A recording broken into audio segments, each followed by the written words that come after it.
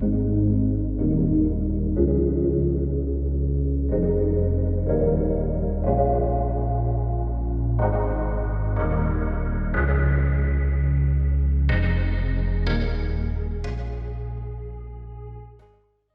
chers amis des salons des thérapies naturelles. Aujourd'hui nous sommes à nouveau en balade pour une nouvelle tranche de vie. Nous allons rencontrer à Comigny Jean-Edgar et Karima Merle, tous les deux thérapeutes. Alors en avant, suivez-moi. Alors nous voilà installés avec Karina et Jean-Edgar Merle, thérapeutes tous les deux, unis dans la vie et pour les thérapies. Alors je vais vous demander de vous présenter tour à tour. Peut-être on va commencer par Karima, assez brièvement. Alors bonjour à vous tous et à vous toutes, je m'appelle Karima Merle et je suis thérapeute, je fais du rebirthing, je fais des thèmes de vie et je fais du coaching, développement personnel. Voilà, je m'occupe de tout ce qui est cœur et âme. Bien, maintenant à toi. Bonjour, je m'appelle Jean-Edgar Merle. Je viens de l'île Maurice et je fais de la pranathérapie ou plus connu comme le pranic healing en anglais. Bien, on va entrer peut-être dans le vif du sujet. Est-ce que tu peux nous expliquer brièvement ce que c'est le prana? Avec plaisir. Donc le mot prana est un mot sanskrit qui veut dire énergie vitale. Et le prana un travail sur comme l'énergie fonctionne en circuit, comme nous avons un circuit sanguin, nous avons un circuit nerveux, il y a aussi un circuit énergétique dans lequel le prana circule. Et ce prana peut se trouver être bloqué, ne plus circuler. Donc la pranathérapie en fait est une technique, une méthode qui va nettoyer le circuit énergétique pour permettre à ce que le prana circule librement dans le système. Est-ce que le prana c'est l'énergie alors? C'est l'énergie vitale. L'énergie vitale, d'accord. Voilà. Donc la technique, nous utilisons les mains pour scanner en fait l'aura. Nous scannons les chakras et nous scannons aussi les organes pour voir où est-ce que l'énergie ne circule pas. Bloque, d'accord. C'est un peu la même énergie qu'on retrouve évidemment, mais sous une autre appellation dans la médecine chinoise. Le qi, le chi, voilà. Le pneuma. En fait, c'est tous ces noms qui veulent à peu près dire l'énergie. L'énergie, ok, très bien. Voilà. Et puis toi, Karima, tu peux nous expliquer un peu alors ce que tu fais? Oui, bien sûr, avec plaisir. En fait, quand une personne vient me voir, alors elle vient peut-être me voir parce qu'elle se sent perdue, elle ne sait plus vraiment ce qui la motive dans la vie ou qui elle est vraiment. Donc, je travaille avec les thèmes de vie, les référentiels de naissance, et ça va permettre à la personne de mieux se comprendre, de voir où sont ses dons, ce que sa mission de vie l'invite à faire dans cette vie, ce qu'elle est venue faire, quels sont ses défis aussi, et comment les surmonter. Donc ça, ce sera vraiment avec les thèmes de vie, et on va utiliser comme support le tarot de Marseille. Donc à la fois, c'est visuel et en même temps, c'est très interactif parce que je vais par exemple te présenter tes maisons l'une après l'autre et puis je te demanderai de réagir et de me dire ce que tu vas y voir. Et chaque personne va y voir des choses différentes. Donc on travaille ensemble et ça va permettre de faire un travail très en profondeur et de beaucoup mieux comprendre nos schémas et comment s'accompagner au mieux dans cette vie. Donc ça, tu le fais avec le tarot. Oui, ça je fais avec le tarot. Et puis ensuite, tu m'as parlé de rebirthing. Oui, alors ça c'est une partie du travail. L'autre partie, c'est que évidemment, nous tous et nous toutes, on va avoir tout ce qui est peur, blocage émotionnel, traumatisme et toutes ces choses qui nous empêchent en fait, d'exprimer qui nous sommes vraiment et d'être vraiment sur notre chemin.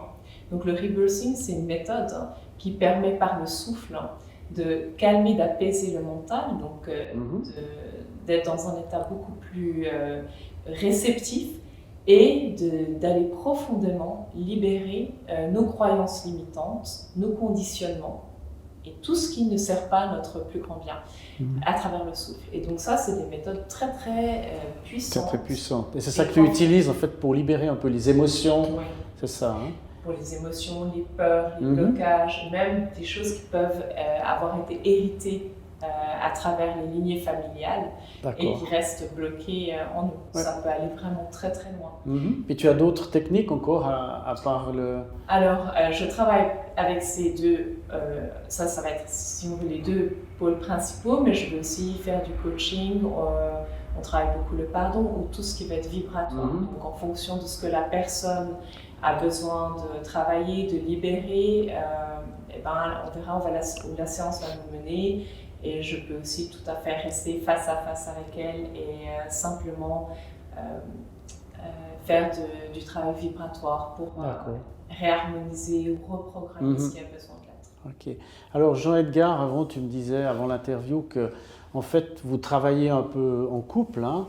Alors toi, tu m'as expliqué par rapport à un jardin. Est-ce que tu peux me redire comment vous faites ça quand un client vient ou un patient, je sais pas comment. Quand un patient viendrait, par exemple, c'est qu'il aurait probablement une douleur, quelque chose qui ne va pas, une maladie qui s'installe ou quelque chose. Donc je vais avec lui, si je utilise l'analogie du jardin, je vais rentrer dans son jardin, je vais l'accompagner dans son jardin. On va scier les branches mortes, on va nettoyer les feuilles, on va arroser ce qui ne l'a pas été depuis un long moment. Donc je vais mettre de l'ordre en fait dans le corps pour permettre à cette énergie, alors l'eau de recirculer. Et puis la partie intéressante, c'est une fois que ça c'est fait, il faut que maintenant que le jardinier se pose la question pourquoi mon jardin est dans cet état. D'accord. Et à ce moment, je passe à Karima le jardinier, le relais, et Karima va Elle va entrer avec lui, d'accord. Voilà. Donc si je comprends bien, vous faites ça ensemble en une seule séance, ou bien la personne te voit d'abord toi et ensuite chez Karima. Ouais, voilà. Donc c'est comme ça. Je fais d'abord ma séance, une séance dure 1h30 à peu près. Oui. Donc de nettoyage, j'utilise des cristaux. Je réaligne les chakras, on les nettoie, on nettoie l'aura. Et quand la personne a trouvé sa force et sa bonne santé, à ce moment-là, l'idée c'est de ne pas retomber dans les mêmes schémas. Bien sûr. Ne pas retomber dans les mêmes schémas. Il y a du nouveau à mettre en route. Donc toi, tu vas plutôt chercher un peu la cause et comment ne plus retomber dans ces problématiques. Bon, écoutez, on a un peu compris comment vous fonctionnez sur le plan professionnel en couple, hein, c'est intéressant. C'est la première fois qu'on fait un interview de couple comme ça. Moi, j'aimerais revenir peut-être un peu maintenant au sujet qui nous intéresse, c'est aussi les tranches de vie, hein, parce que vous avez des parcours de vie qui sont un petit peu internationaux, hein, parce que toi, tu as un charmant petit accent, là, et puis toi, tu es aussi originaire un peu du Liban, hein, donc on va peut-être commencer par toi. Est-ce que tu peux nous dire qu'est-ce qui a fait un jour dans ta vie que tu as quitté ton premier ou tes premiers métiers pour devenir tout d'un coup t'intéresser à la thérapie? Donc, en fait, ce qui se passe, c'est que j'étais au Liban. J'ai grandi en Suisse, j'ai fait du droit, donc rien à voir avec les thérapies. Puis je suis partie au Liban vivre, où je me suis mariée. Et puis là-bas, j'ai fait plein de choses différentes. Et à un moment donné, j'étais carrément consultante en investissement. Je voyageais beaucoup sur Dubaï. Et ça n'allait plus dans ma vie privée, ça n'allait plus du tout. Professionnellement, j'aimais ce que je faisais, mais en même temps, je sentais que ce n'était pas très aligné avec qui j'étais profondément. Et puis, il y a eu ce voyage au Népal qui a tout changé. Qu'est-ce qui s'est passé pendant ce voyage au Népal? Qu'est-ce qui ne s'est pas passé pendant ce voyage? En fait, je suis partie pour faire le camp de base de l'Everest. Je suis jamais arrivée jusqu'au bout. Par contre, j'ai rencontré vraiment Green Tara, qui est une divinité bouddhiste. Et comment tu l'as rencontré? Parce qu'on entend souvent les gens nous dire j'ai rencontré un guide. Comment ça s'est passé pratiquement? En fait, c'était très joli. Hein. J'étais dans la rue à Katmandou et j'avais besoin de change. Et je rentre dans un magasin qui vendait des peintures sacrées. J'en suis sortie 3 heures plus tard. Entre-temps, j'avais pleuré, raconté toute ma vie à Neil, qui était le propriétaire. Et au moment où je suis partie, où je quittais sa petite échoppe, on était déjà devenus bons amis. Et c'est toujours un ami 10 ans plus tard. Il m'a tendu une petite peinture et il m'a dit, voilà, c'est une protection, elle va te protéger. Moi, j'ouvre cette peinture et je vois ce personnage, je ne savais pas du tout qui elle était, et il me dit c'est Green Tara. Et je lui dis mais c'est qui? Il me dit c'est une protectrice. Et vraiment cet événement a été le début d'une série de dominos qui ont complètement bouleversé ma vie. Parce que j'avais aucune idée de ce que j'allais faire à l'époque. Tu connaissais pas du tout les Pas thérapies, du tout, rien. ni les thérapies, ni mes dons, ni rien du tout.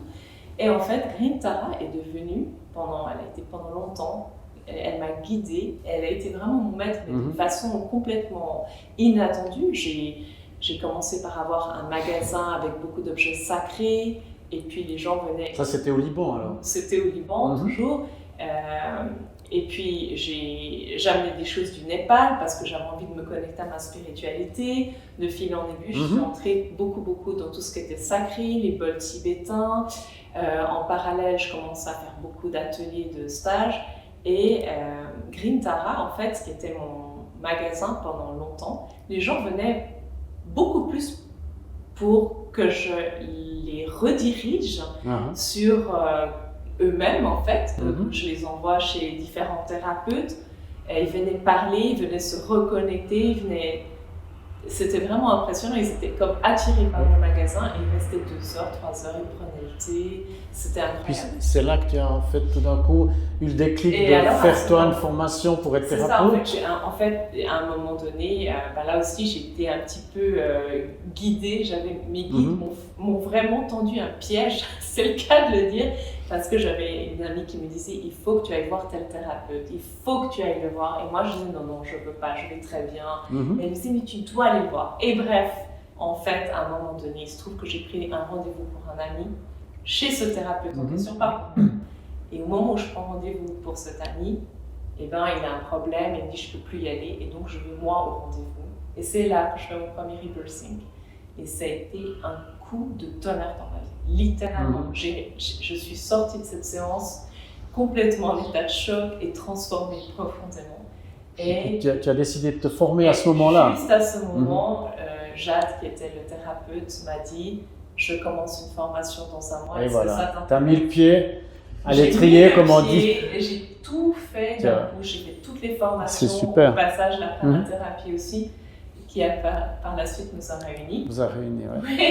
Bien, voilà. On va peut-être passer la parole à Jean-Edgar maintenant pour qu'il nous dise comment lui, il a passé de, je crois que tu étais plutôt dans le business. Moi, j'étais complètement dans le business. En fait, j'étais au marketing, j'étais directeur marketing dans une grosse entreprise à l'île Maurice où je suis né.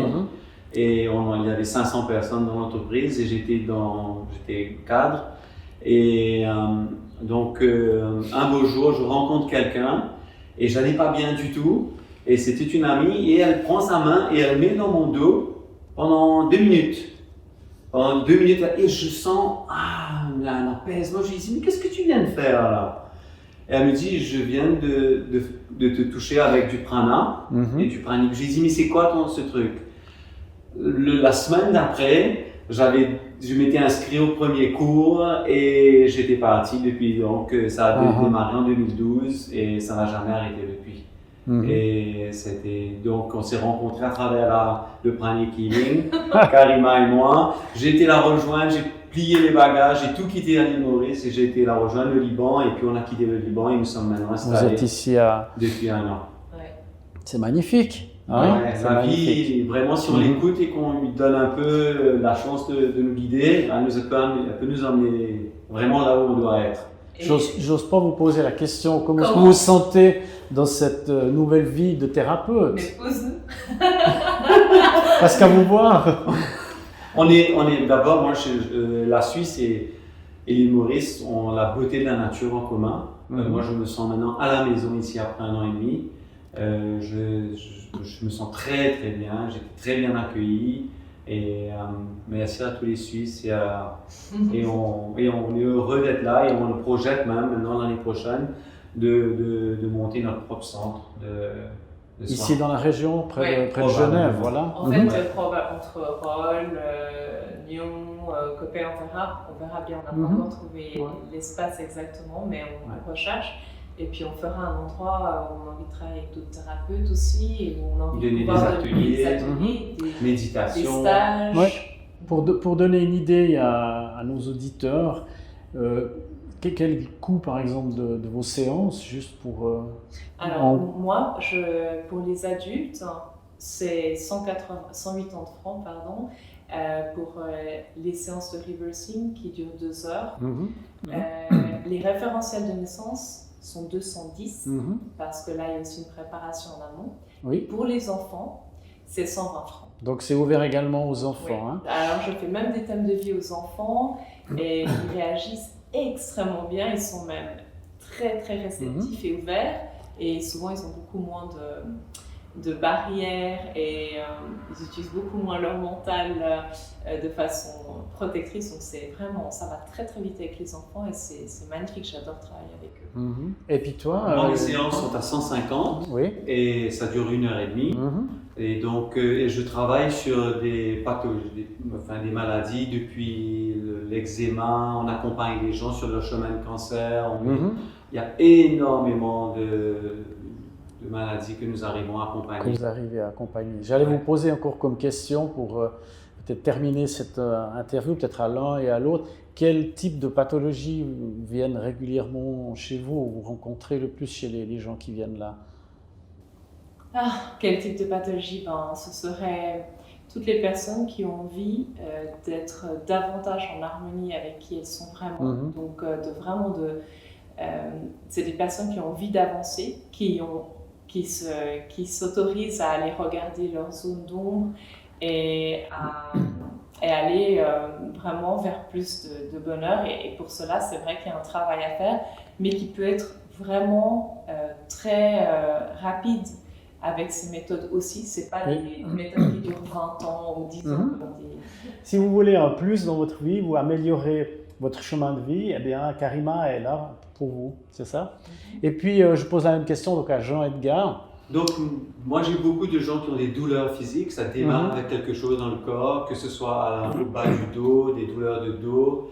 Je rencontre beaucoup de gens qui ont des maladies qui peuvent être le diabète, le psoriasis, des problèmes de peau, des maux de tête ou même de l'infertilité. Il y a beaucoup d'autres, donc ils viennent nous voir et à ce moment-là, on a des protocoles. Voilà, d'accord. Ouais. Bien, alors avant de vous remercier encore de nous avoir reçus et consacrer un peu de temps, merci beaucoup. On va passer encore à une nouvelle chose qu'on introduit maintenant dans ces vidéos, c'est la question de Mara de l'équipe technique. Alors ma question ce serait, si vous aviez un conseil à donner pour mieux dormir simplement, juste un conseil, lequel ce serait? Alors pour mieux dormir, nous avons par exemple le chakra de base, qui est un chakra qui se retrouve au bas du dos et qui permet l'enracinement. Donc on va nettoyer complètement. Généralement c'est un chakra qui va se retrouver très gros quand les gens n'arrivent pas à dormir. Donc on va le nettoyer et ça va permettre au chakra de venir réguler en fait. C'est un des chakras qui s'occupe du sommeil. Donc en le régulant et en le nettoyant, il y a un apaisement qui se met en place et le cycle du sommeil se remet en place. Et si moi je peux te donner une autre chose qui sera peut-être applicable directement, c'est de faire quelques respirations connectées. Alors je peux vous le montrer, c'est très vite, ça dure 10 secondes. Donc en faisant 20 respirations connectées, ça va vraiment permettre au système de s'apaiser. Alors je vous montre. Il s'agit de respirer par le nez de manière rapide. On fait 4 rapides et une longue. Et on en fait 20 en tout, ça fait ça.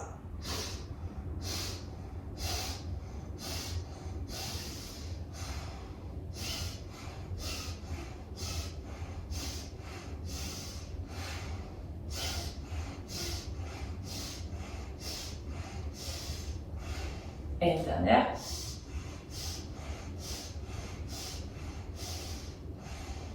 Voilà, ça c'est un petit exercice qui permet vraiment d'apaiser, de se recentrer et même la journée quand on a un coup de stress, ça permet vraiment de se reconnecter à soi-même et d'être plus en paix. Voilà. Ok, merci beaucoup, super gentil. Plaisir. Pour bien comprendre toutes vos activités, il faut encore que je précise que aussi bien l'un que l'autre donnez des formations. Alors on va retrouver toutes ces formations en ligne sur votre site internet. Vos coordonnées apparaîtront à la fin de la vidéo. Donc je vous remercie encore et je me réjouis de vous retrouver prochainement dans un salon, peut-être même pourquoi pas pour faire des ateliers ou une conférence. Et je vous souhaite le meilleur pour vos activités et pour votre vie de couple. Merci beaucoup. À bientôt. Merci. Merci. Ah, merci. Merci.